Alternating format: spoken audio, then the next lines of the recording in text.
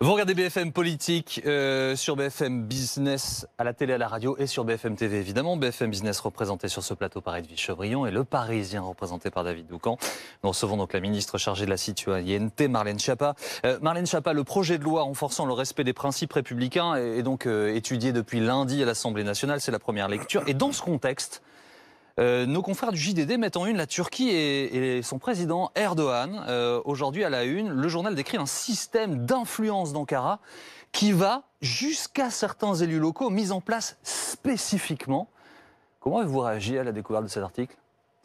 Alors plusieurs choses. D'abord, en ce qui concerne les éléments dans ces articles, il y a certaines choses que nous ne découvrons pas. Je ne vais pas. Ce sont des notes du renseignement, a priori. Alors, c'est pour ça que nous ne les découvrons pas, puisque Oui. cet article, il met en avant des informations, alors certaines qui appartiennent aux différents témoins et leur analyse leur appartiennent évidemment, et d'autres qui émanent effectivement d'une activité de renseignement qui est menée de façon classique par les services de l'État en France. Mais qu'il y a un sujet avec la Turquie, notamment en ce qui concerne l'expression parfois hostile vis-à-vis de l'action du gouvernement. C'est quelque chose qu'on peut voir aussi dans les comptes qui se déploient sur les réseaux sociaux. Eh bien, ça, nous ne le découvrons pas. Mais c'est bien au-delà de ça, pardon, mais on est au-delà de la passe d'armes entre Erdogan et Emmanuel Macron. Enfin là, on est sur ce qui est décrit en tout cas par les notes que vous connaissez manifestement. C'est la Turquie qui décide volontairement de mettre des binationaux sur des listes municipales, particulièrement en Alsace, de les faire élire. C'est la Turquie qui donne de l'argent, c'est la Turquie qui essaie de s'insérer jusqu'au plus haut niveau de l'État. C'est très inquiétant ce papier. Il y a deux sujets différents, parce que je veux être très clair pour les personnes qui nous écoutent, que l'immense majorité des gens qui sont turcs ou d'origine turque et qui vivent en France et qui veulent s'insérer, par exemple être candidat à des élections, notamment à des élections municipales, c'est très normal. Je ne veux pas qu'il y ait un soupçon généralisé sur l'ensemble des Turcs qui vivent en France dans le plus profond respect des lois de la République et du pays qu'ils ont choisi et où ils ont choisi de vivre. Maintenant, évidemment, qu'il y ait aussi des manipulations étrangères, une stratégie d'influence de la part de certains pays étrangers.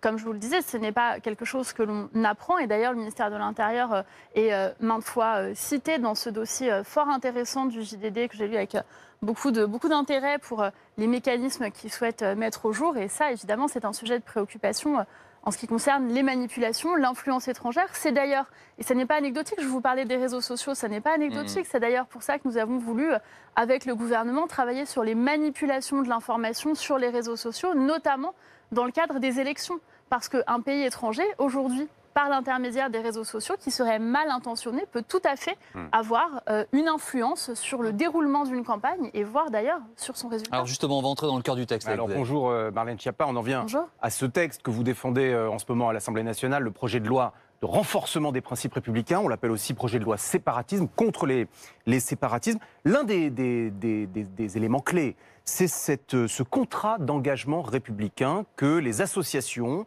une fois ce texte voté, auront à signer si elles veulent continuer à toucher des subventions publiques. Oui. Et alors vous avez eu face à vous le député centriste Charles de Courson, qui vous a un peu malmené sur le sujet, puisqu'il a regardé le projet de rédaction de ce contrat de républicain, et il pointe deux problèmes. Le premier, c'est l'idée de sanctionner un prosélytisme abusif. Qu'est-ce qu'un prosélytisme abusif? Vous allez peut-être pouvoir nous répondre. Et le deuxième point, c'est l'idée de dire, mais si les associations disent, moi, je ne demande pas de subvention, alors je fais ce que je veux, pas besoin de respecter la République, puisque je ne demande pas de subvention. Pouvez-vous répondre à ces deux points? Bien sûr. Alors d'abord, je n'estime pas que Gérald Darmanin et moi ayons été malmenés par le député de Courson, pour qui j'ai beaucoup de respect, comme pour tous les députés. Simplement, il a donné son avis sur une partie du sujet, d'ailleurs en faisant quelques confusions, y compris juridiques, et nous lui avons très clairement répondu. Et je vais vous répondre à cet égard. D'abord, pourquoi nous voulons faire ce contrat d'engagement républicain? Ce que nous observons, c'est qu'il y a des associations qui, sous couvert d'activités très sympathiques, aide aux devoirs, loisirs, prise en charge des enfants, sont en fait des vitrines d'une idéologie islamiste radicale. Et donc nous voulons faire en sorte que l'ensemble des associations qui touchent de l'argent public, l'argent des Français, s'engagent à respecter les principes républicains. Et c'est bien normal, et c'est l'article 6 de ce projet de loi. Le principe est connu. Sur les deux points que je soulève. Absolument. Alors, prosélytisme abusif, Et puis les associations qui diraient moi j'ai pas besoin de l'argent de l'État. Alors d'abord sur les Ou des associations, collectivités, d'ailleurs. c'est quelque chose qu'on nous a dit en disant voilà, il y a des associations, si elles sont séparatistes, elles vont pas mettre dans leur objet notre association, loi de 1901, a pour vocation à renverser la République française et à imposer l'islamisme radical partout en France. On est bien d'accord. Ce qu'on est en train de viser avec cette loi, c'est le terreau du terrorisme, c'est-à-dire les faux-nés, les associations qui ont d'autres objets. Et donc, oui, certaines, évidemment, ne vont pas demander de fonds publics, mais d'autres demandent des fonds publics. Je vous donne un exemple. À Grenoble, le maire de Grenoble s'est aperçu qu'il avait financé le CCIF, organisation qui a été dissoute sur la volonté du président de la République et du ministre de l'Intérieur en Conseil des ministres, organisation qui véhicule une idéologie islamiste, radicale, séparatiste, avec parfois d'ailleurs des appels à la violence ou à la haine vis-à-vis de telle ou telle personne. Eh bien, cette collectivité a donné de l'argent public, de l'argent des Français, à cette association. Eh bien, maintenant, elle est bien en peine. Elle est bien en peine pour récupérer cet argent. Avec ce contrat d'engagement républicain, les collectivités pourront, l'État pourra mettre fin à la subvention d'une part, mais aussi récupérer les subventions qui auront été indûment versées à cette association. Vous n'avez pas répondu. Et j'allais vous le dire. J'ai répondu sur votre deuxième question sur l'engagement de qui signe et qui signe pas. Bon. Ça, c'est fondamental. Oui, à quoi ça sert? C'est quand même la base. Du coup, la question porte aussi sur ceux qui ne signent pas, ceux qui ne demandent pas d'argent. C'était la question de David. Les associations qui vous diraient, attendez, moi je fais ce que je veux dans mon coin, vu que l'État me donne 0 €. Alors, personne ne fait ce qu'il veut dans son coin. On est en République, il y a des lois. Et donc pour ça, nous avons instauré puis généralisé avec Gérald Darmanin les CLIR, les cellules locales de lutte contre l'islamisme et le repli communautaire et la radicalisation. Elles se réunissent par quinzaine autour du préfet, dans les territoires, avec le procureur de la République, avec l'ensemble des services de l'État, parfois avec les élus locaux. Et elles passent en revue les dossiers de toute association, de toute entreprise, subventionnée ou pas, pour lesquels il y a des soupçons d'action séparatiste. Et c'est d'ailleurs l'action de ces CLIR qui a permis de faire fermer les associations, certains lieux de culte, des écoles, entre guillemets, clandestines et des associations qui ne touchaient pas de subventions publiques. Donc je ne veux pas laisser dire que parce que des associations ne seraient pas subventionnées, elles font absolument ce qu'elles veulent, y compris contre la République. Et c'est quoi le prosélytisme abusif? Alors ça n'est pas dans la loi. Non, je dans veux le projet être très de clair. contrat. Exactement. En fait, dans cette loi, nous déterminons le principe du contrat d'engagement. Et puis ensuite, nous sommes en train de rédiger un contrat d'engagement sur les principes de la République. Nous le rédigeons avec les associations et avec les élus. Avec les associations, avec ma collègue Sarah El Haïry, et notamment également avec l'appui de ma collègue Olivia Grégoire, qui s'occupe de l'économie sociale et solidaire, et avec les élus, avec bien sûr Gérald Darmanin, nous avons reçu l'AMF, François Barouin, le bureau de l'AMF, et avec ma collègue Jacqueline Gouraud, différentes organisations qui représentent les élus. Et donc c'est vraiment une coécriture de ce contrat, et dedans, nous avons effectivement mentionné la question du prosélytisme abusif. Et cela a fait débat à l'Assemblée nationale parce que certains nous disaient qu'il faut absolument mentionner l'obligation de neutralité religieuse dans ce contrat d'engagement. Et nous n'y étions pas favorables parce que ça aurait fait tomber les subventions, par exemple, de la CIMAD, qui est une association d'inspiration protestante et qui vient en aide aux personnes migrantes, du Secours catholique, des scouts. Je crois que personne ne veut arrêter de subventionner les actions de fraternité menées par le Secours catholique et par beaucoup d'autres associations. Donc abusif. Et donc le prosélytisme abusif, ça vise pour nous à dire que nous ne voulons pas subventionner du prosélytisme abusif et nous voulons préserver la liberté de conscience. Ce sera Qu'est-ce qu'il y a le par principe... l'arbitrage sur ce texte? Parce que c'est la question de David. Hein. Sur la thématique, enfin sur le mot plus précisément même d'abusif, qui sera amené quotidiennement à arbitrer? Qui dira à un président d'association là, c'est trop. Pardon, là c'est abusif. Alors, il y a une interprétation comme dans absolument tout texte de loi. Il n'y a aucune automaticité qui soit décidée par le fondement des textes de loi que nous votons à l'Assemblée nationale ou au Sénat. Et donc là, il y aura des contrôles qui peuvent être menés soit par les services de l'État, en centrale ou en déconcentré, lorsque c'est l'État qui a donné une subvention, soit par les mairies, très simplement. Et ensuite, c'est à la mairie de décider, ou à la collectivité, de décider cela. Moi, je vais vous donner quelques exemples. En Île-de-France, Valérie Pécresse a souhaité faire une charte. Elle a été contestée par les associations. À Montpellier, le maire du Parti socialiste, Michael Delafosse, a souhaité mettre en place une telle charte. Il a été attaqué en justice par des associations. Oui, ça ouvre la porte à tous les recours. Pardon ? Ça peut ouvrir la porte à tous les recours. Non, elles sont attaquées en justice parce que ces chartes, elles n'ont pas de valeur légale. Donc nous la faisons rentrer dans la loi, ce contrat d'engagement républicain, nous le faisons rentrer dans la loi, justement pour protéger les élus locaux qui mènent ce combat courageusement. Et ainsi, maintenant, ce contrat d'engagement, il a valeur légale et il n'est plus attaquable à cet égard. Marlène Schiappa, on voit bien que c'est un texte qui concerne tout le monde, et donc il y a beaucoup, vous-même, vous subissez beaucoup d'attaques sur ce texte-là. Mais il y a des attaques parfois qui viennent de votre camp, attaques ou propositions contestées, en l'occurrence celle d'Aurore Berger, qui est un amendement qu'elle demandait l'interdiction du port de voile pour les petites filles de 4 ans. Et il a été jugé irrecevable, notamment par Christophe Castaner, qui a dit ce sujet n'a rien à voir avec le texte. Ça a quand même un rapport avec le texte. Parce que là, on est dans l'islamisme radical. Plusieurs choses. D'abord, moi, je ne considère pas qu'on soit dans l'attaque quand il y a controverse. Oui, pour ça, j'ai dit proposition et attaque. Voilà, exactement. Là, on est sur les propositions. Ah, d'accord, bon, très bien. Donc, dans les propositions, Aurore Berger est députée. Et donc, comme chacun, elle est fondée, comme Jean-Baptiste Moreau, qui était co-signataire de cet amendement, ils sont fondés à faire des propositions. Et ensuite, c'est le débat parlementaire normal. Le président de la commission spéciale, François de Rugy, en vertu de l'article 45, considère que cet amendement est sans rapport direct avec le fait de conforter les principes républicains. Moi, je me suis déjà exprimée philosophiquement. Je suis d'accord avec le fait de dire que je ne vois pas la raison qui ferait qu'on irait voiler une petite fille de 2 ans, de 4 ans. Maintenant, quelle est l'accroche juridique que nous avons et quel type de loi faisons-nous? Là, cet amendement, il visait à dire qu'il y aurait une interdiction de tout signe religieux pour les moins de 18 ans. C'est-à-dire qu'un jeune homme, je prends exprès un autre sujet, un jeune homme qui voudrait aller porter la kippa, il aurait 17 ans et demi et il irait dans un événement festif, il n'aurait pas le droit de le faire. Je crois que ça interroge et ça soulève d'autres questions. Et donc, je comprends tout à fait, et je soutiens la décision du président de la commission spéciale d'écarter cet amendement de ce débat-là. Au sujet du port du voile, il y a une fake news, il faut bien le dire, qui est relayée sur les réseaux sociaux ces dernières heures, qui affirme que le port du voile dans l'espace public serait sanctionné d'une amende de 1 500 € et que cette disposition serait dans le texte. Vous nous confirmez que c'est une fake news. J'imagine que ça illustre la difficulté de ces discussions aussi. Oui, c'est une fake news, absolument. Je dément formellement le fait qu'il y ait une proposition du gouvernement visant à mettre une amende de 1 500 € ou de quelque montant que ce soit pour le port du foulard dans l'espace public. Madame Idi Aten a eu son fils assassiné par des terroristes, elle porte le foulard, on ne va pas lui mettre une amende lorsqu'elle va faire son marché. Donc c'est absolument une fausse information que je dément vigoureusement. Il n'est pas question de mettre des amendes aux femmes qui portent le foulard et il n'en sera pas question. Au contraire, le gouvernement a donné systématiquement des avis défavorables à toutes les contre-propositions qui visaient à soulever la question de cette amende. Mais vous avez raison de le dire et de faire le lien. On voit bien à quel point on est là sur un sujet sensible et sur parfois des manipulations de l'information comme nous l'évoquions précédemment. Même lorsque Mme Ibn Ziatem, que vous avez citée, et dont il faut saluer au passage le courage et l'engagement, je me permets de le dire rapidement, lorsqu'elle va à l'école pour aussi échanger avec les jeunes, elle n'enlève pas non plus son voile. Ah mais moi j'ai toujours été très claire sur le fait qu'en ce qui concerne les accompagnants, les accompagnantes en l'occurrence dans les sorties scolaires, je crois qu'il n'est pas nécessaire d'interdire aux mamans qui portent un foulard d'aller accompagner une sortie scolaire. Je ne crois pas que ce soit comme ça qu'on lutte efficacement contre le séparatisme et contre le terreau du terrorisme. Et d'ailleurs le gouvernement a donné des avis négatifs sur ces sujets systématiquement. En même temps, vous avez un lycée dans le Var, le lycée de Lioul, qui devait se rebaptiser. Samuel Paty, du nom évidemment de ce professeur sauvagement assassiné. Est-ce que ce n'est pas une brèche dans notre démocratie? Et la peur de représailles fait qu'il renonce à cet acte symbolique très fort.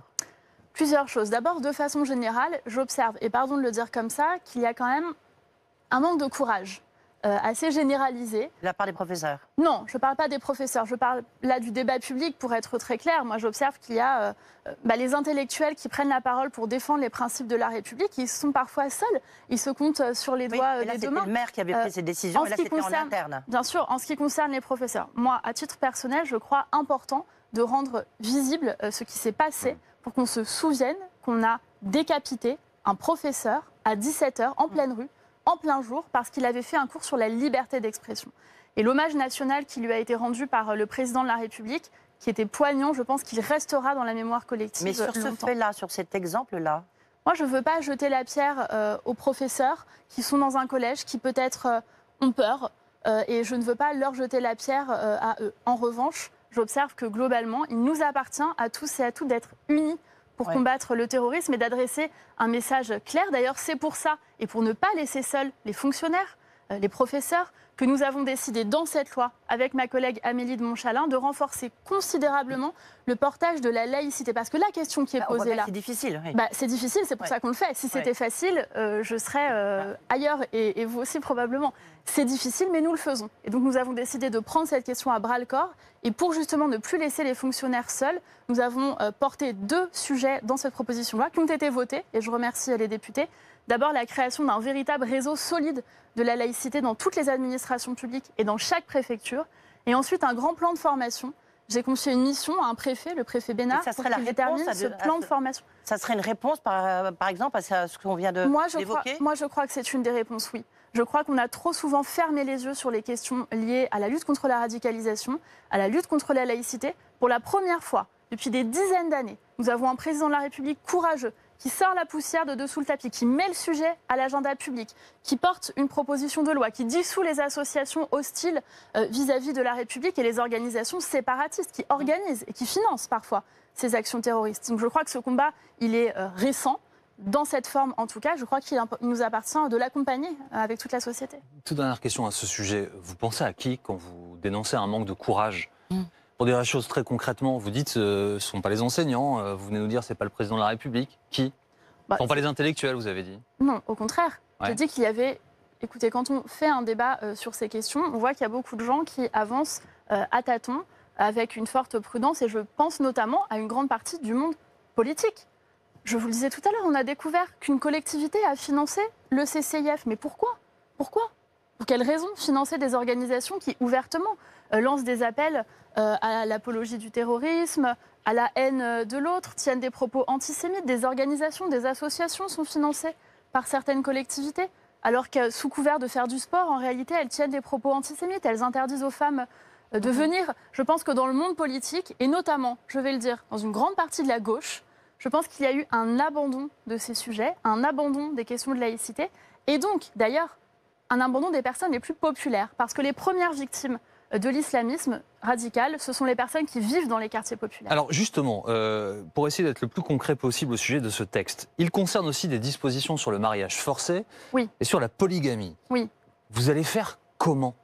Vous allez faire comment très concrètement ? Alors justement, ces dispositions, elles sont très concrètes, parce que la polygamie, elle est évidemment déjà interdite sur le sol français. Mais néanmoins, elle existe et nous avons des dizaines de milliers de familles qui sont remontées notamment par le biais des contrôles de la CAF, mais par d'autres biais également, qui vivent en situation de polygamie. Et je parle bien là, pour être très clair, d'hommes qui se sont mariés avec plusieurs femmes. Je ne parle pas d'autres cas personnels des uns et des autres. Donc là, nous allons décider justement de prendre des mesures concrètes. Sur les mariages forcés, il y a 200 000 personnes en France, en ce moment, qui vivent dans un mariage auquel elles n'ont pas consenti, qui était un mariage forcé ou un mariage dit arrangé parfois, et pour lequel il n'y avait pas de consentement. Donc nous mettons des dispositions importantes au moment du mariage en prévention, pour que ces mariages ne soient pas célébrés. Donc nous disons que maintenant, les officiers dans la loi, les officiers d'état civil, auront l'obligation de recevoir séparément le futur marié et la future mariée à partir du moment où ils auront reçu une alerte d'une personne ou d'une ONG, parce que très souvent, ce sont les ONG, dont je veux saluer le travail, qui accompagnent ces jeunes filles et qui sont au courant qu'il y a des menaces de mariage forcé. Et ensuite, une fois qu'une jeune femme n'aura pas osé parler à l'officier d'état civil, n'aura pas osé lui dire, parce qu'elle a peur. Alors, plusieurs choses. D'abord, c'est justement le travail de l'officier d'état civil dans ce rendez-vous, de s'assurer du consentement. Et le consentement, ce n'est pas forcément dire oui ou non. Il y a aussi un certain nombre de choses. Quand vous avez un signalement d'une ONG qui dit « nous accompagnons depuis 2 ans cette petite jeune fille et elle est forcée à ce mariage » et que la jeune fille s'exprime de manière peu claire sur le consentement, eh bien, il y a un article 40 au procureur de la République qui sera fait et qui pourra empêcher le mariage d'être célébré. Nous agissons en amont pour mieux protéger ces jeunes filles et ensuite qu'elles rentrent dans un parcours de protection qui leur permettra de ne pas être dans ce mariage forcé. Un mariage forcé, je termine juste là-dessus pour dire ce que c'est pour les... Certains en sont concernés, d'autres n'ont pas dans leur entourage des gens qui ont été victimes de mariage forcé. Moi, j'ai reçu des associations dont le GAM, Sexisme Parlons-en, Regard de Femmes et d'autres. Elles me disent un mariage forcé, c'est une petite jeune fille qui va être mariée à quelqu'un qu'elle n'a pas choisi, qu'elle n'aime pas, de force, qui potentiellement peut la violer, la battre et ne pas respecter sa dignité de personne. Donc nous préservons également les principes républicains en protégeant ces petites jeunes filles. Justement, il y a aussi l'article 16 sur l'interdiction de certificat de virginité. Oui. Il y a certains gynécologues qui disent bon, les cas sont extrêmement rares, mais que ça peut mettre en péril plutôt certaines jeunes femmes ou jeunes filles et les exclure. Est-ce que vous entendez cette... on voit bien le principe de cet article 16, mais on voit aussi peut-être le retour de bâton que ça peut avoir pour les jeunes que vous voulez protéger. J'entends, mais je ne suis pas du tout d'accord avec ça. Et ça me rappelle les débats qui avaient eu lieu il y a quelques années maintenant, quand le gouvernement, un gouvernement précédent, je crois que c'était sous Jacques Chirac, avait décidé d'interdire l'excision. Il y avait des gens à l'époque qui nous disaient « Oui, mais alors il vaut mieux une excision bien faite, une excision médicalisée chez le gynécologue, sinon après la jeune fille elle est bannie de sa famille, etc. » Mais non, non. La République française a dit non à l'excision. Et aujourd'hui, la République française dit non au certificat de virginité. J'entends les quelques gynécologues, parce que l'ordre des gynécologues et l'ordre des médecins, je veux saluer leur courage, s'est prononcé très clairement contre les certificats de virginité. Mais quelques gynécologues nous disent mais qu'est-ce qui va se passer pour la jeune fille qui rentre chez elle sans son certificat de virginité? C'est une bonne question. Ouais. Mais moi, la question que je pose, c'est qu'est-ce qui va se passer pour la jeune fille qui rentre chez elle avec son certificat de virginité dans son enveloppe? Qu'est-ce qu'on imagine qui va lui arriver? Est-ce qu'on imagine que l'acte fondateur du mariage étant de l'obliger à aller faire certifier le fait qu'elle ait encore de l'hymen présent à l'intérieur de son corps est un acte fondateur pour un mariage heureux et respectueux de la dignité de sa personne humaine? Je ne le crois pas. Donc je pense que courageusement, il faut dire stop au certificat de virginité et au test de virginité et ensuite développer un accompagnement social pour ces jeunes filles et pour mieux les protéger dans la durée, bien sûr. L'un des aspects du texte qui a aussi généré beaucoup de discussions et peut-être aussi d'inquiétudes auprès de certaines familles, c'est l'école à domicile, ou plutôt l'obligation de scolarisation pour les enfants. Où en sommes-nous? Alors l'article va être débattu la semaine prochaine. Où en sommes-nous? Et au fond, qui aura le droit de déroger à cette obligation de scolarisation pour les enfants? Alors plusieurs choses. Là aussi, quel est l'objectif? L'objectif voulu par le président de la République lors de son discours au Muro, c'est de faire en sorte que ces enfants qui sont extraits de l'école puissent avoir accès à une scolarité. Et on vise là, puisque c'est un texte qui vise à conforter les principes républicains et à lutter contre le terreau du terrorisme, ça vise là, bien évidemment, les enfants qui seraient mis dans des écoles dans lesquelles ils seraient endoctrinés, dans lesquelles ils n'auraient pas accès au savoir, à l'éducation, etc., et qui seraient soustraits de l'instruction. Donc je vais vous dire maintenant qui ça ne vise pas. Voilà. Ça ne vise pas, évidemment, par exemple, moi j'ai eu des témoignages, vous savez que j'ai présidé pendant 10 ans une association de mères de famille, Maman Travail, j'ai eu des témoignages de mères et de pères qui m'ont expliqué que, par exemple, leurs enfants avaient une situation de handicap très lourd ou de maladie très lourde et que donc, dans les premières années de sa vie, ils souhaitaient pouvoir l'instruire à domicile pour le protéger. Et bien évidemment, ils pourront continuer à le faire puisqu'il y aura des dérogations, notamment pour des motifs médicaux impérieux. Vous ne craignez pas de voir fleurir les certificats médicaux? Est-ce que vous aurez des moyens de contrôle? Moi, je crois que, alors d'abord, la discussion doit se terminer. Ça n'est pas encore arrivé à l'Assemblée nationale, ce n'est pas encore voté. Donc, cela appartient à Jean-Michel Blanquer, le ministre de l'Éducation nationale, qui mène, je le sais, avec beaucoup d'engagement, des consultations avec les associations, les parents et différents représentants. Donc il y aura un débat à l'Assemblée nationale et ce débat devra, je ne veux pas préjuger des différents amendements qui pourraient être présentés ou votés, ce débat devra déterminer justement si par exemple quand les parents sont mutés très régulièrement de par le monde ou si quand un enfant ponctuellement est victime d'une situation très grave de harcèlement scolaire et en grande fragilité et qu'il est arrêté médicalement, par exemple, si cela rentrera dans les dérogations. Le débat va avoir lieu dans la semaine prochaine. À vous écouter, on est sur des dérogations très strictes, c'est-à-dire une application du principe de scolarisation obligatoire avec très peu, finalement, d'exceptions.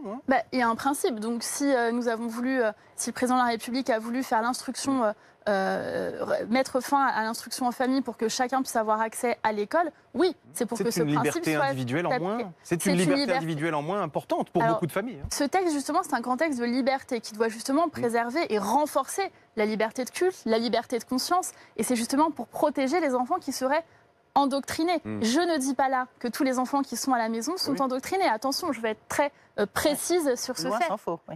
Absolument, loin s'en faut. Il y a beaucoup de parents qui, pour des raisons pédagogiques ou autres, souhaitent organiser une école à domicile. Absolument, qui ont des familles très nombreuses. Il y a énormément de cas. Et je pense qu'il nous faut être prudents, mais volontaristes, pour faire en sorte d'apporter une réponse à ce sur quoi nous voulons travailler, c'est-à-dire ces enfants soustraits de l'école pour être endoctrinés et qui arrivent à l'âge de 10, 15, 20 ans et qui n'ont jamais ouvert un manuel scolaire, par exemple, mais pour préserver la possibilité, pour chacun des cas que j'ai évoqués et d'autres qui viendront dans le débat parlementaire, d'être instruit. L'objectif, c'est que chacun soit instruit et puisse se forger une conscience de citoyen et et exercer sa liberté de Marlène conscience. Schiappa, vous venez de parler de liberté de culte, justement. Ce texte, en l'occurrence, il inquiète de nombreux religieux et religions. Il s'agit des musulmans, qu'il s'agit des catholiques, des protestants, des juifs. Est-ce que vous entendez leur message? Est-ce que pour vous, il y a effectivement un risque peut-être sur la liberté de culte? Non, absolument pas. Comme je le disais, c'est un texte au contraire qui renforce la liberté. Et j'ai entendu certains manifester des inquiétudes. Oui, vous avez entendu, oui. Bien sûr, et je les entends. J'ai entendu aussi des représentants de culte que nous avons auditionnés au ministère de l'Intérieur, qui ont été auditionnés par les parlementaires, dire qu'ils avaient besoin aussi, pour certains d'entre eux, de ce texte. Les grands leaders musulmans de France se sont exprimés de façon très positive et en soutien vis-à-vis de ce texte, en disant aidez-nous et protégez-nous de ces fanatiques ou de ces radicaux ou de ces violents qui ne nous représentent pas. Et les millions de musulmans qui vivent en France dans le plus profond respect des lois de la République nous disent qu'ils ont besoin justement d'avoir un cadre, notamment sur la transparence des financements étrangers. On rejoint le sujet évoqué précédemment et ce cadre, il est apporté notamment par la loi. Alors, Marlène Schiappa, l'opinion a été marquée par la grève de la faim d'un boulanger. Vous l'avez peut-être vu, c'était à Besançon. Il protestait contre le refus de régularisation de son apprenti guinéen. Il était visé même par une obligation de quitter le territoire. La mobilisation l'a sauvé. Il a passé 10 jours sans manger. Il a été hospitalisé. Ma question est simple. Pour un Lai, c'est le prénom de ce jeune Guinéen de 18 ans, pour un Lai qui est sauvé et qui peut rester, il y en a combien en France? Alors, moi, d'abord, effectivement, nous sommes intervenus dans ce dossier après que la décision de justice ait été rendue. Et c'est pourquoi nous n'avions pas la possibilité juridique de le faire avant, puisqu'il y avait en l'espèce un dossier au tribunal administratif. Et donc, vous savez qu'en vertu de la séparation des pouvoirs, on ne pouvait pas intervenir. Je me réjouis que ce jeune homme soit là. Et moi, je voudrais saluer, je l'ai déjà fait, la mobilisation de son patron, parce que je trouve que c'est formidable dans cette période qu'on ait une vraie solidarité et une vraie fraternité telle que celle-là. Moi, je suis très attachée à ce que tous les étrangers qui ont travaillé, notamment en première ligne, pendant la période de pandémie de Covid-19, puissent être naturalisés quand ils en font la demande. La République, c'est une volonté, c'est ce qu'a dit le président de la République au Panthéon, quand lui-même il a procédé à la naturalisation de nos nouveaux compatriotes. Et j'ai lancé donc une circulaire en demandant qu'on puisse dorénavant naturaliser plus rapidement, aussi rapidement que possible, les personnes étrangères qui ont travaillé. Nous avons déjà naturalisé près de 1000 personnes. Nous avons 3000 demandes qui sont en train d'être étudiées. Ce sont nos nouveaux compatriotes, ce sont ces aides-soignantes qui ont travaillé, qui ont sauvé des vies pendant le Covid, ces agents de sécurité, ces médecins, ces pharmaciennes qui ont mené un travail remarquable. Ils méritent absolument de faire partie de la nation française. Ils ont fait ce pas vers la République. Maintenant, la République fait ce pas vers eux et c'est positif. Alors, il y a également une interview dont je souhaiterais vous parler. Elle a paru dans Jeune Afrique, c'est celle d'Assa Traoré. La militante affirme qu'en France, je la cite, la population issue de l'immigration n'est pas considérée comme pouvant participer à la construction du pays. Elle affirme que ces mêmes personnes sont en danger parce qu'elles meurent, comme son frère Adama, sous les coups de la police. Qu'est-ce que vous lui répondez? D'abord, moi, je respecte Assa Traoré en tant que personne, et particulièrement parce que c'est une personne en deuil qui a perdu son frère. Évidemment, on ne peut être que dans l'empathie vis-à-vis de ce qu'elle a vécu. Maintenant, je ne suis pas d'accord. Je suis même en profond désaccord sur le fond. Dire que quand on est issu de l'immigration, on ne peut pas participer au débat public, c'est faux. Et d'ailleurs, les membres dans le gouvernement actuel, il y a beaucoup de personnes qui sont soit immigrés eux-mêmes, soit qui sont des enfants d'immigrés, soit qui sont des petits-enfants d'immigrés. Un tiers des Français a un grand-parent qui avait une nationalité autre que la nationalité française. Donc je crois au contraire que la France est un pays pluriel et est un pays qui accueille particulièrement bien les populations immigrées. Maintenant, qu'il y ait des discriminations, oui, c'est vrai. Et il nous faut lutter encore plus efficacement contre ces discriminations. C'est ce que nous sommes en train de faire. Le président de la République a annoncé une plateforme de lutte contre les discriminations. L'action menée par la DILCRA, qui est une organisation paragouvernementale et qui finance justement les organisations de lutte contre le racisme et les discriminations, sont efficaces. L'an dernier, avec mon collègue Julien de Normandie, qui était alors chargé du logement, nous avons reçu les organisations et les patrons des fédérations de location, les bailleurs, pour leur demander d'avoir des critères plus stricts pour mettre fin au racisme qui existe lorsque des jeunes, ou d'ailleurs des moins jeunes, personnes qui n'ont pas la peau blanche, viennent chercher un logement et qu'on leur refuse sous de faux prétextes, en réalité, parce que c'est un refus raciste. Cela doit cesser, cela est condamné par la loi, et ça doit être mieux condamné dans les faits par la justice. Marlène Schiappa, est-ce qu'il y a, depuis quelques mois, et en ce moment en France, un problème à l'université? Plusieurs universitaires sonnent l'alarme en disant nous sommes confrontés de plus en plus à des étudiants, mais aussi des enseignants, qui ne mettent pas la pensée et la science, au fond, au cœur du débat, mais l'idéologie, le militantisme. On ne peut plus discuter, on ne peut plus échanger. La radicalité s'impose au fond dans tous les échanges. Premièrement, partagez-vous ce constat et secondement, quelle réponse y apporter? Moi, je crois profondément que l'université doit être le lieu par excellence du débat, de la controverse, de la confrontation, du débat d'idées. Et qu'on doit accepter qu'à l'université, il y ait différents courants de pensée qui s'expriment. Et donc, évidemment, moi aussi, je suis interpellée quand je vois qu'il y a des débats qui sont annulés parce que une majorité ou une minorité, je ne sais pas, en tout cas parce que certains expriment leur désaccord, soit avec le thème choisi pour le débat, soit avec les intervenants. Et je le dis d'autant plus que ça a eu lieu dans les dernières années pour des intervenants avec lesquels je n'étais pas moi-même d'accord, mais je ne suis pas d'accord, mais je souhaite qu'ils puissent s'exprimer. Sinon, c'est une espèce de dictature de pensée unique contre laquelle on ne peut pas s'exprimer. Donc, y compris quand il s'agit de remettre en cause des combats que moi-même je mène, le féminisme, MeToo, les droits des personnes LGBT+, l'accès à la PMA. Moi, je suis farouchement en soutien, en faveur de ces dispositions-là, de ces idées-là. Mais je souhaite que ceux qui y sont opposés puissent aussi avoir voix au chapitre et s'exprimer librement, singulièrement à l'université, où l'on construit sa pensée. Que se passe-t-il? Que se passe-t-il? C'est un phénomène générationnel? Ce sont des valeurs d'échange, de liberté qui sont de moins en moins partagées par les plus jeunes de nos concitoyens? Mais je parlais, moi je ne veux pas faire un combat de génération, mais je parlais tout à l'heure de courage. Je pense qu'à un moment, même quand il y a une foule, ou même quand il y a en top 1 des tweets pendant quelques jours, une hostilité vis-à-vis d'un débat, je pense qu'il faut tenir bon. Donc c'est quoi? C'est les patrons d'université? De faire un peu de courage quand on dirige une université. Ça revient à ce que vous disiez tout à l'heure. Moi, ça revient à ce que je disais tout à l'heure. Je n'ai pas de leçon à donner aux patrons d'université. Chacun fait son travail. Non, je pense que c'est général. Je pense que ça s'applique là. Une sorte de démission? Oui, je pense que désormais, dès lors qu'il y a qu'on est heurté par la façon dont un débat est posé, au lieu de débattre, il y a une opposition. Je pense qu'il est important de s'écouter, même quand on n'est pas d'accord. C'est pour ça d'ailleurs qu'il y a quelques mois, j'ai souhaité faire un débat avec Rokhaya Diallo, avec laquelle je suis profondément en désaccord. Je défends l'universalisme. Il me semble que ce n'est pas son cas. Nous avons des positions différentes sur un certain nombre de grands sujets de société. Mais il nous a paru important de nous parler dans le respect l'une de l'autre et de montrer que la controverse, ça n'est pas la censure et ça n'est pas l'insulte des uns et des autres sur les réseaux sociaux. C'est le fait de débattre de ces idées et pas des personnes. Encore un sujet qui concerne, c'est vrai, plus les femmes, c'est les violences conjugales qu'on a vu exploser pendant ces confinements. 106 homicides conjugaux en 2020, dont évidemment 90 sont des femmes. Les victimes sont d'abord des femmes. Le ministère de l'Intérieur a demandé que, je cite au préfet, de systématiquement saisir les armes des conjoints violents dans la plainte. J'ai envie de dire, comme disait Jean-Baptiste Boursier, on est en 2021. Encore heureux, quoi. Encore heureux. Enfin, c'est même sidérant de découvrir ça. Alors, je suis bien d'accord avec vous. On vit dans quel monde? Je suis bien d'accord avec vous. Et je pose la question parce que, en l'occurrence, c'est moi qui l'ai fait mettre dans la loi. Moi, quand j'ai reçu la famille de Julie Douib, une jeune femme qui a été assassinée avec une arme à feu par son conjoint à l'Île-Rousse en Corse, quand j'ai découvert ce dossier et découvert qu'elle avait déjà déposé des plaintes et que son conjoint, dont tout le monde savait qu'il était violent, avait chez lui des armes à feu, je me suis posé la même question que vous. Dans quel monde vit-on? Et pourquoi est-ce que ça n'est pas encore interdit? Et on vous a répondu quoi? Au ministère de l'Intérieur, vous a répondu quoi? C'est pas une question du ministère de l'Intérieur, c'est une question de je suis en responsabilité, donc qu'est-ce que je fais? Au-delà de on me répond quoi? C'est j'ai des responsabilités.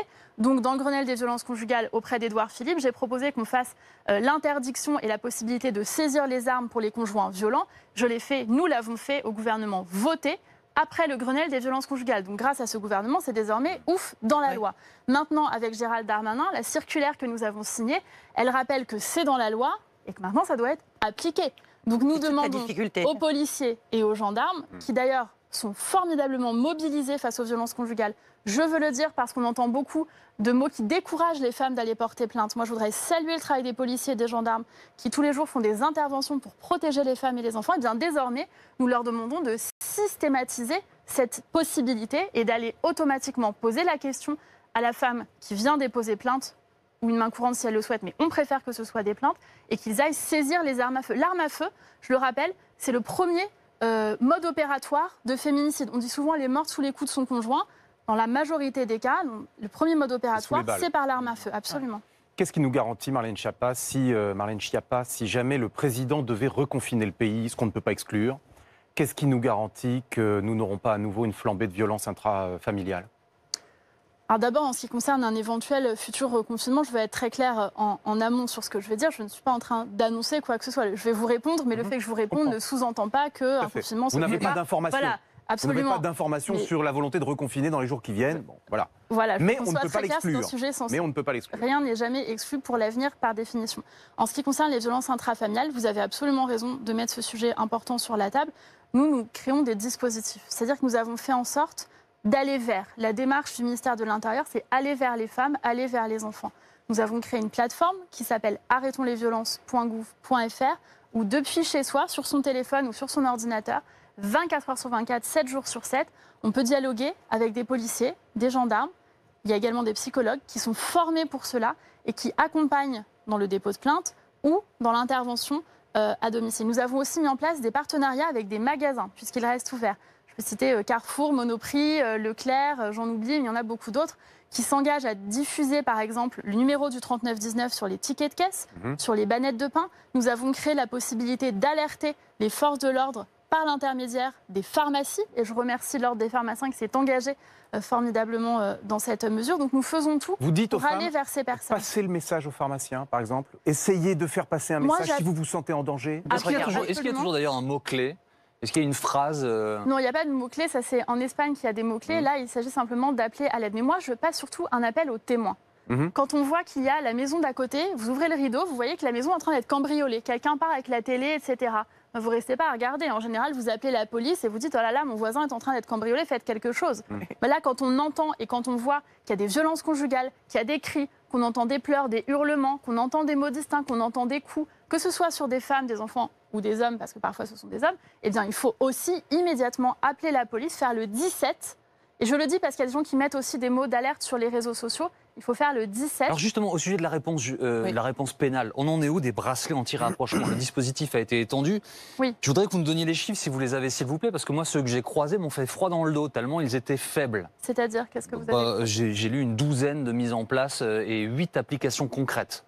Ce qui me semble absolument dérisoire au regard des chiffres depuis décembre. Depuis décembre. Au regard des chiffres qu'on évoque. Oui, bien sûr, plusieurs choses. D'abord, je vais vous répondre, c'est la prérogative du ministère de la Justice, puisque c'est dans le cadre du ministère de la Justice que mon collègue Éric Dupond-Moretti, qui est très engagé sur ces sujets, a décidé de mettre en œuvre ce dispositif qui avait été fait voter par Nicole Belloubet, sa prédécesseure, que je veux citer parce que c'est son travail initialement. Et c'est notre travail en tout cas. Nous avons là aussi fait voter par la loi issue du Grenelle des violences conjugales et qui avait été portée par le député LR Aurélien Pradier, la généralisation des bracelets d'éloignement. Ces bracelets, ils permettent d'être complémentaires au dispositif des téléphones grave danger. Je pense qu'on est au-delà. Je n'ai pas le chiffre exact, mais je pense qu'on est au-delà du déploiement. Parce que s'il y en a 12, voire 8, je veux dire, qu'il y a une expérimentation. Très loin. Moi, ce que je voudrais dire surtout, c'est que c'est comme pour les téléphones grave danger. C'est-à-dire qu'il faut qu'il y ait des attributions. Vous savez que moi, quand j'ai été nommée, avec Nicole Belloubet, on est allé s'interroger sur la manière dont les téléphones grave danger étaient distribués, parce que partout où j'allais, on me disait, il n'y a pas assez de téléphones grave danger. Et en centrale, on nous disait, si, on en finance plein. Je dis, qu'est-ce qui se passe? Ils sont où? Donc on est allé Ils sont voir. dans les placards, quoi. Il y en avait 2 tiers qui étaient dans des placards. Oui. Les bracelets, c'est la même chose? Qui n'étaient pas attribués. Ils sont dans le placard du mari violent. Parce qu'il nous fallait, non, dans les placards du ministère, parce qu'il nous fallait justement des décisions de justice pour les attribuer. Donc moi, j'appelle chacun à se saisir de ses droits. Il faut que les femmes sachent qu'elles ont le droit de demander un téléphone grave danger. C'est surtout au magistrat, il faut que les avocats les demandent et il faut bien sûr, j'y venais, il faut évidemment qu'il y ait des décisions de justice qui soient prises pour mettre à leur disposition ces téléphones grave danger et ces bracelets, puisqu'ils sont financés, ils existent. Il faut maintenant que sur le terrain, ce soit attribué. Ouais. Décidément, il y a beaucoup de situations très difficiles. On parlait des violences conjugales. Il y a tout ce qui se passe autour et la parole qui se libère autour d'inceste qui ont pu être commis. Et ça, c'est depuis la parution du livre de Camille Kouchner qui accuse son ancien beau-père, Olivier Duhamel, d'inceste sur son frère. Ce qu'on peut dire, c'est que depuis, encore ce matin, on assiste beaucoup à des multiplications de témoignages, d'histoires. Quelle est votre réaction par rapport à ça? Est-ce que vous ne vous dites pas, ça peut un grand déballage, la parole qui se libère, positif mais négatif?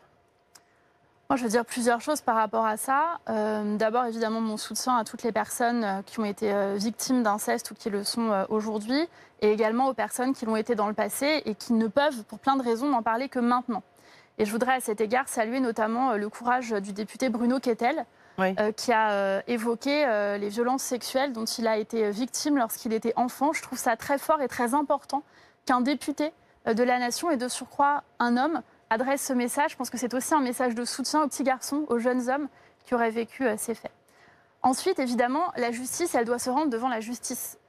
Et pardon pour cette paraphrase, mais je crois que c'est important qu'on puisse créer les conditions, c'est notre responsabilité en tout cas, créer les conditions que les enfants soient entendus jeunes. Ce qui me choque, moi, ce que je trouve anormal, c'est qu'on doive attendre d'avoir 35 ans, 40 ans, 50 ans, plus parfois, pour parler et pour sentir qu'en face, on va être cru et qu'on va être écouté. Ça veut dire qu'il y a un changement d'époque qui est en train de s'opérer, et je salue les personnes qui le permettent en s'exprimant.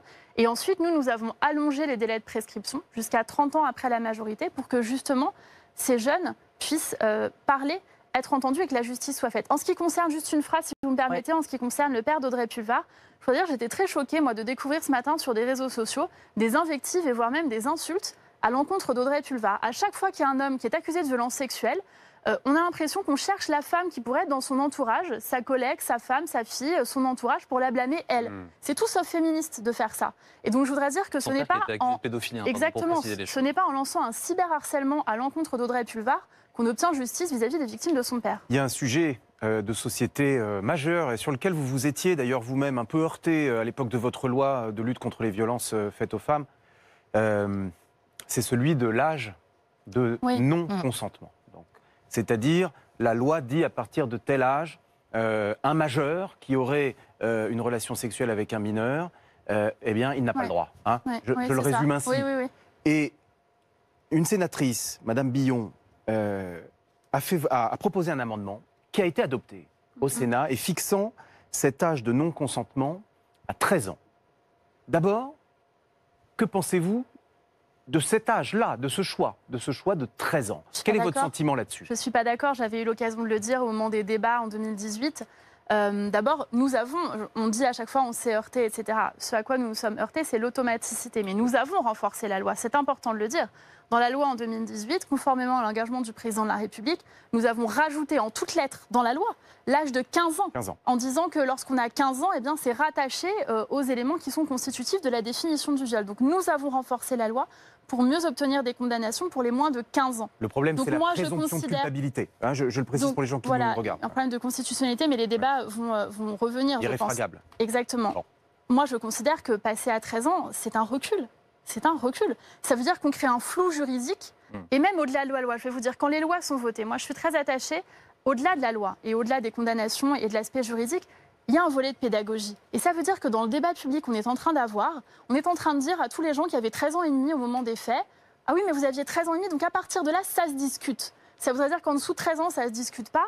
Entre 13 et 15, ça dépend, ça se discute. Alors qu'on sait très bien que l'intervalle 13-15 ans, c'est un intervalle, regardons les témoignages de Camille Kouchner pour son frère, de Flavie Flament, de Vanessa Springora, de Sarah Abitbol, tous les nombreux témoignages que nous avons eus nous montrent justement qu'il y a un âge charnière et difficile. Donc moi, je soutiens les travaux qui ont été menés par une députée qui s'appelle Alexandra Louis, qui était rapporteure de la loi de 2018, qui est avocate de profession et qui, depuis, n'a eu de cesse de travailler pour trouver une écriture juridique et constitutionnelle pour mieux protéger les victimes d'inceste et mieux protéger les mineurs, et singulièrement les mineurs de moins de 15 ans. Je soutiens les propositions qu'elle sera amenée à faire à cette époque. À l'Assemblée. Alors, en parlant de l'Assemblée, une question rapide, s'il vous plaît, puisque ces derniers jours ont été animés, je veux dire ça comme ça, dans les travées de l'Assemblée nationale. C'est vrai, je préfère que vous le disiez vous-même. Vous-même, vous avez eu une petite altercation avec le député Corbière de la France Insoumise, à qui vous avez rappelé qu'une femme avait le droit de penser différemment de son père. Une autre députée de la France Insoumise, Mathilde Panot, a été traitée de poissonnière par un jeune député de votre camp, hein, il s'appelle Pierre Henriet.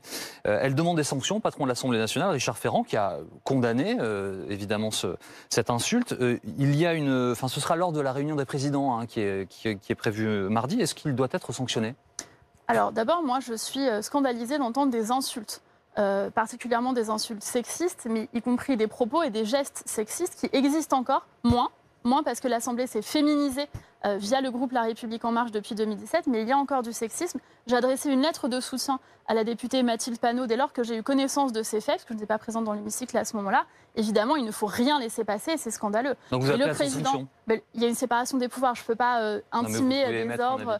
Moi, je vous dis que je vais adresser une lettre de soutien, voilà. Moi, ce que je voudrais vous dire, c'est qu'effectivement, il y a trop de propos sexistes à l'Assemblée nationale, mais plus généralement, Moi, je vous dirais qu'il y a une bonne formation globale à faire sur la communication non violente et sur la psychologie positive dans le monde politique. Au-delà de l'aspect de sexisme, Au-delà de l'aspect sexiste, parce que parfois les hommes en sont aussi victimes. Quand vous avez un homme qui est en train de parler ou une femme et qu'on lui crie des insultes que je ne vais pas répéter là pour tenter de le déstabiliser, qu'on soit une femme ou un homme, c'est inadmissible. Alors les femmes en sont davantage victimes, particulièrement les jeunes femmes. J'ai noté des paroles sexistes contre ma collègue Brune Poirson à l'époque, contre ma collègue Bérangère Abba. J'ai entendu des mots sexistes au Sénat venant d'une autre femme, d'ailleurs. Le député de votre camp dont on parle, c'est un jeune homme, hein. Il a moins de 30 ans. Ah oui, bien sûr. Non, mais je ne dis pas ce que je vous disais tout à l'heure sur les générations. Il n'y a pas la droite est méchante et la gauche ou l'inverse ou au tel âge. Non, c'est assez généralisé. Ça concerne tout le monde. Non, mais vous savez, c'est la théorie. Enfin, voilà, c'est quelque chose qui est général et c'est la manière dont on communique dans le monde politique. Il y a beaucoup trop de vocabulaire violent et beaucoup trop. On s'écoute peu. On se crie les uns les autres pendant que les autres parlent. C'est une forme d'usage et moi, je m'élève contre ça. Nous avons fait campagne en 2017 sur la bienveillance. C'est parfois difficile de ne pas tomber dedans soi-même, mais je pense que si chacun fait ce petit effort de bienveillance et d'être dans une communication verbale non violente, je pense que les débats en gagneraient en qualité. Alors juste une question sur des femmes et des hommes et de la gestion de la crise Covid. David, avec cette petite observation faite par mon confrère, absolument. Qui est assez intéressante. Non mais, Marlène Schiappa, Emmanuel Macron, Alexis Kohler, Jean Castex. Alexis Kohler, c'est le secrétaire général de l'Élysée. Oui, Jean Castex, Nicolas Revel, directeur de cabinet de Matignon. À l'Assemblée nationale, jetons un œil vers le perchoir, Richard Ferrand, le patron de votre groupe majoritaire, Christophe Castaner. Et puis, nous sommes en crise sanitaire et économique. Olivier Véran, Bruno Le Maire, je viens de citer les gens. Je viens de citer les gens qui dirigent la France, Marlène Schiappa. Il n'y a rien qui vous choque? Je vois bien, vous voulez m'emmener. Évidemment qu'il y a encore trop de décisions à tous les niveaux et partout dans le monde qui se prennent sans qu'il y ait suffisamment de femmes autour de la table. Maintenant, j'observe ce que je disais tout à l'heure, que moi je regarde les trajectoires. Il y a un travail de féminisation pour la vie politique, c'est évident. Il y a un travail fondamental à mener. Et moi je me bagarre dans toutes les commissions d'investiture pour que des femmes soient investies, pour qu'on arrête d'avoir des doubles exigences, c'est-à-dire une présomption d'incompétence pour les femmes. Oui, on ne sait pas, on verra, il faut qu'elles fassent ses preuves, et de compétences pour les hommes. Qu'on dise encore pour les femmes qu'elles n'auront pas les épaules, qu'elles n'auront pas la carrure, qu'elles sont trop émotives, alors qu'on ne ferait jamais ce type de reproche pour un homme, qu'on juge les femmes sur leur vie privée, sur leurs vêtements, sur leur apparence, et jamais dans ce que je viens pour de vous les dire, hommes. le président de la République souverainement nomme un Premier ministre, il aurait pu nommer une femme. Il aurait pu nommer une femme, absolument. Il a choisi de nommer Jean Castex. Et moi, je ne veux pas procéder à l'inverse, c'est-à-dire passer du fait de dire les femmes sont incompétentes parce qu'elles sont des femmes, au fait de dire parce que ce sont des hommes, ils n'auraient pas la possibilité de travailler et d'avancer. Et moi, parmi les personnes que vous avez citées, c'est important de le dire, moi, je veux rendre hommage à l'action du président de la République pour féminiser la vie politique. C'est le premier à avoir dit, c'est le premier président à avoir dit qu'on allait lancer des investitures dans 50% des circonscriptions pour les femmes. C'est grâce à cette volonté que nous avons pu faire en sorte que l'Assemblée nationale soit plus féminisée. Vous avez mentionné Alexis Kohler, on voit bien, vous avez mentionné Alexis Kohler, secrétaire général de l'Élysée. En l'occurrence, il a toujours été un formidable soutien pour mettre en place la grande cause du quinquennat pour l'égalité femmes-hommes, le Grenelle des violences conjugales.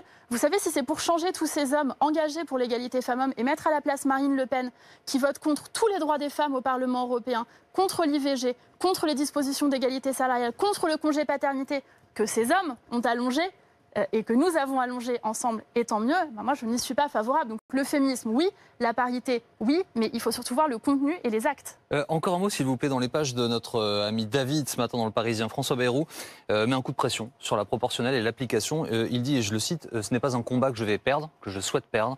C'est une promesse d'Emmanuel Macron à l'instauration de la proportionnelle. Alors, on en est où? De proportionnelle. Oui. Absolument. Alors, moi, j'écoute avec beaucoup d'intérêt ce que dit François Bayrou, qui a toujours de bonnes analyses sur l'organisation de la vie politique, et je le salue à cet égard. Moi, je suis assez favorable à la dose de proportionnelle qui était effectivement proposée par le président de la République. Je suis aussi quelqu'un de pragmatique et de réaliste. On parlait tout à l'heure des débats à l'Assemblée nationale. Je ne suis pas certaine, la décision ne m'appartient pas, donc je ne suis pas en train de fermer des portes, ni d'en ouvrir d'ailleurs, mais quand je regarde le calendrier parlementaire et quand je vois l'urgence sanitaire, et donc toutes les mesures que nous devons prendre à cet égard, je ne suis pas certaine que nous puissions ouvrir ce chantier important de la création de la proportionnelle qui a des impacts. Est-ce que ce n'est pas un moyen, je veux dire, facile? Non, parce que la crise est tragique. mais de s'éviter le débat, de dire attendez, on a une crise sanitaire sans précédent, c'est vrai. Du coup, cette question épineuse, bon, on va la remettre à plus tard. Je suis prête à parier avec vous ce que vous voulez, que si lundi matin, le gouvernement annonce que nous allons immédiatement lancer le débat sur la proportionnelle et ouvrir un certain nombre de votes à cet égard, chacun nous dira, mais enfin, ce n'est pas bien sérieux. Nous sommes en pleine crise sanitaire et vous êtes en train de faire votre tambouille et vos débats personnels politiques. J'en suis sûre. Je vous le parie, on se revoit lundi là-dessus. Bon, on pourra prendre le pari, on verra, mais ça, c'est le calendrier. Ça, c'est un aspect. Sur le fond, vous êtes pour ou contre la proportionnelle? Je précise juste une chose, c'est qu'il est trop tard pour faire une dose de proportionnelle et que donc, si le président de la République décidait de faire la proportionnelle, elle serait intégrale.